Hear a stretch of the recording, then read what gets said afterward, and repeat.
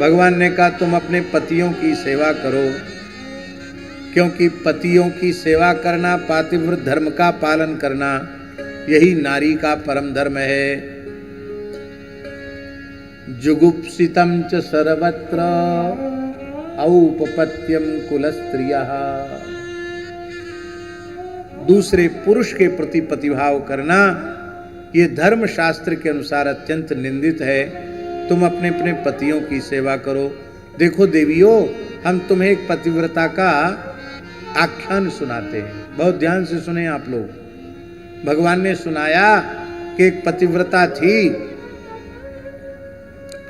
उसका पति भोजन करके और उसको नींद आई तो वो अपने पत्नी की ही गोद में सिर रख के सो गया।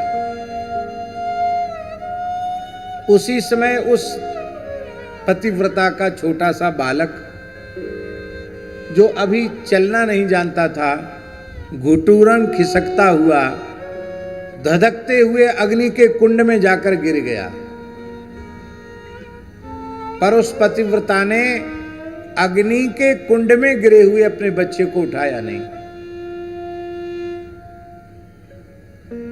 आप लोग कहें कैसी विचित्र कथा सुना रहे हो, भला मां अपने बच्चे को अग्नि के कुंड में गिरते हुए कैसे देख सकती है? क्यों नहीं बचाया?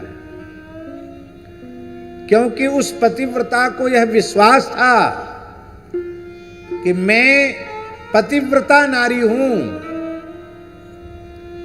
मेरे पुत्र को जलाने की शक्ति अग्नि में नहीं है। पतिव्रता चाहे तो आग को भी जला सकती है, जो आग सबको जलाती है उसको जला सकती है पतिव्रता।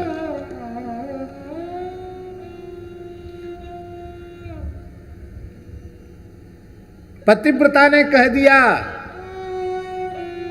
कि आज के बाद सूर्योदय नहीं होगा। पद्म पुराण की कथा है। सुदीर्घा का पति था,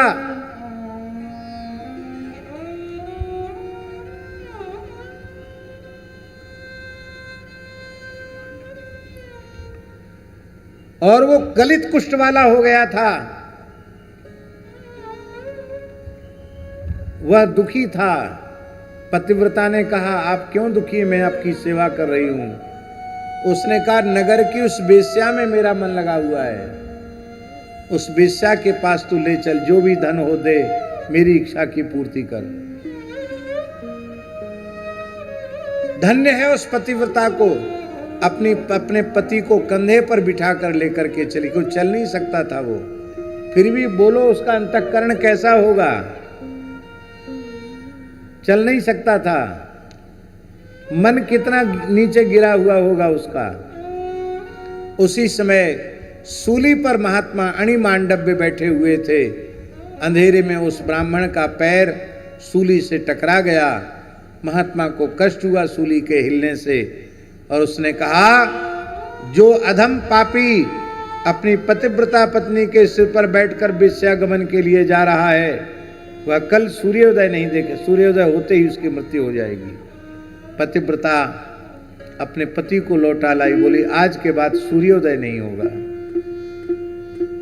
इस धरती की घटना है। 7 दिन बीत गए, सूर्य उदय हुआ ही नहीं। हाहाकार मच गया। बिना सूर्योदय के संध्योपासन कैसे होगा, देवकृत्य पितृकृत्य कैसे होगा, धर्म कर्म का लोप होने लग गया। उस समय अनुसुईया जी से प्रार्थना की देवताओं ने। अनुसुईया ने कहा पतिव्रता ने कह दिया तो सूर्य की हिम्मत नहीं जो प्रकट हो जाए। तब महासती अनुसुईया ने उस पतिव्रता को, सांडली को समझाया। उसके 2 नाम सांडली और सुदीर्घा। सांडली को समझाया कि देखो सबके धर्म कर्म का लोप हो रहा है। बोले मेरे पति की मृत्यु हो जाएगी। बोले मैं आप तुम्हारे पति को मरने नहीं दूंगी, तुम सूर्य का आवाहन करो। बोले ऋषि के साप का क्या होगा? बोले उनका साप भी सत्य रह जाएगा और तुम्हारा पति मरेगा भी नहीं, पर धर्म कर्म का लोप हो रहा, सूर्योदय होना चाहिए। जैसी सांडली ने जल लेकर के सूर्य भगवान का आवाहन किया, उसी समय आकाश में सूर्य प्रकट हो गए। बोलो सूर्य नारायण भगवान की जय। और सांडली का पति गिरा, एक क्षण के लिए शरीर के प्राण बाहर निकले। तत्काल महासती अनुसुईया ने पकड़ करके कहा, यदि मैंने मनवाणी क्रिया से पातिव्रत धर्म का पालन किया है तो ब्राह्मण निरोग स्वस्थ और फिर से पूर्वत हो जाए। 25 वर्ष का युवक हो गया और दोनों विमान में बैठकर भगवान के धाम को पधारे। पतिव्रता में इतनी शक्ति होती है, अग्नि में इतनी शक्ति कहां है कि जो मेरे बच्चे को जला दे। और पतिव्रता के भाव की रक्षा हुई। अग्नि की लपटों में बच्चा आग से खेल रहा था, चंदन पंख के समान उसके लिए अग्नि शीतल हो गया। गोपियों ने कहा, महाराज आप तो बड़े कथावाचक हो, हम भी कथा सुनावें आपको। कहा जरूर सुनाओ। तो गोपियों ने कहा कि हम भी एक पतिव्रता की कथा सुना रहे हैं, बहुत ध्यान से सुनो। एक पतिव्रता थी, उसका नियम था पतिदेव का नित्य चरणामृत लेना, पति की नित्य आरती पूजा करना और पति के भोजन करने के बाद उसकी थाली में जो बच जाए वही खाना। पति ने कहा, देवी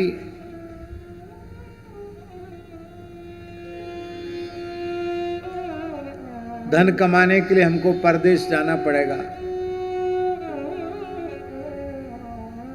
अनुमति दो। बोले आपको रोक कौन सकता है, आप जाइए, लेकिन हमारे नियम का कैसे होगा। पति ने कहा नियम की रक्षा हो जाएगी, मैं अपनी मिट्टी की मूर्ति बनवा करके तुमको दे देता हूं, उसी की आरती पूजा कर लिया करना, उसी को भोग लगा लिया करना। बोला ठीक है। बढ़िया सुंदर मिट्टी की मूर्ति बना के दे दिया और उसी का प्रेम से वो पूजा करती, भोजन कर लेती। पति परदेश गया था तो जल्दी समय तो मिलता नहीं परदेश वालों को।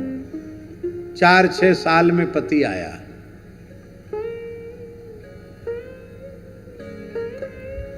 अब वो पतिव्रता अपने मिट्टी के पति की पूजा कर रही थी, उसी समय उसका असली पति आया और उस पति ने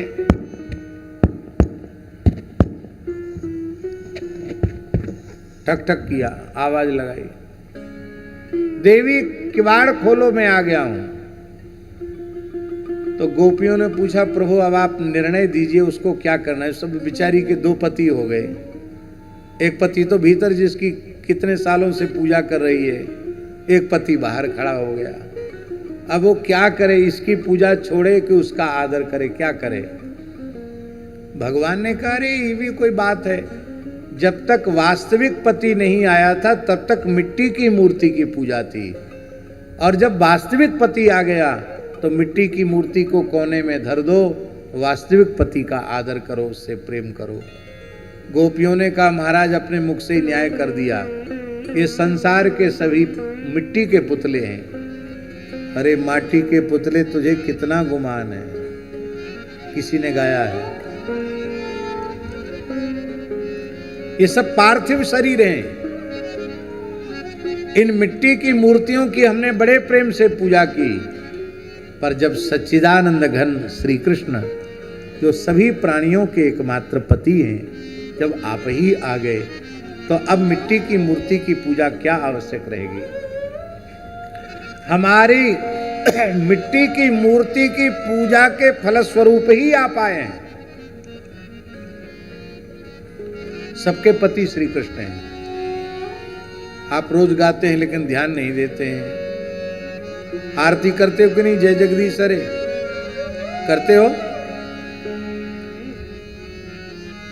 तुम हो एक अगोचर सबके प्राणपति, स्वामी सबके प्राणपति। किस विधि मिलूं दया मैं, किस विधि मिलूं कृपा मैं तुमसे कुमति।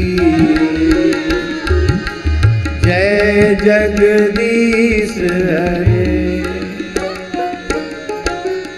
बोलो सबके प्राणपति हैं कि नहीं? फिर भी मानते नहीं सबके प्राणपति। सबके प्राणपति श्री कृष्ण हैं। जीव और प्रकृति ये तीनों भोग्य हैं श्री कृष्ण के, और इनके एकमात्र भोक्ता श्री कृष्ण हैं।